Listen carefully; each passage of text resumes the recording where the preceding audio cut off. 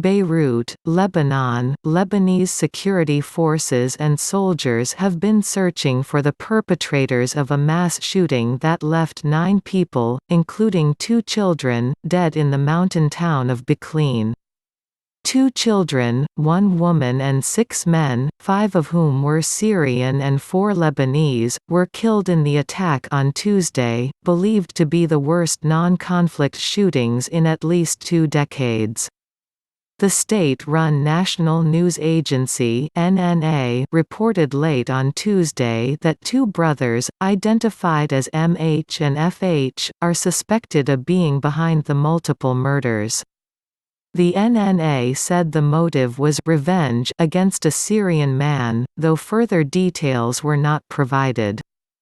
The NNA said MH first killed his Lebanese wife before going on to kill 4 Syrians. The wife's brother then went to calm him down, and MH killed him too. The suspect then headed through an agricultural area with his brother where he encountered 2 Lebanese men plowing a field. The NNA reported that both were killed. The 2 brothers then encountered a Syrian man, and MH shot and killed him too. They then drove their car to near Baakline Secondary School, parked it, and escaped to an unknown area, the NNA said, adding that 20 square kilometers (7.7 square miles) had been searched overnight in an area with rugged terrain.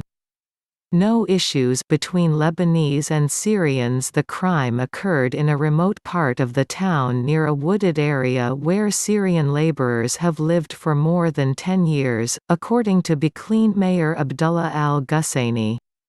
He told local media at the crime scene there had been no issues between locals and Syrians, and said the municipality would provide land for them to be buried. Hundreds of thousands of Syrian laborers have long come to Lebanon for seasonal work, with many living in the country since the outbreak of the Syrian war 9 years ago. About 900,000 Syrian refugees are registered with the United Nations High Commissioner for Refugees in Lebanon, though officials estimate that closer to 1.5 million actually live in the country. Tensions between some host communities and Syrian refugees have increased over the past year as the economic situation in the country deteriorates, with some parties laying part of the blame for the crisis on the large refugee presence. Tuesday's mass shooting was facilitated by widespread weapon ownership in Lebanon, with many guns left over from the country's 15-year civil war that ended in 1990. However, non-conflict mass shootings are not common.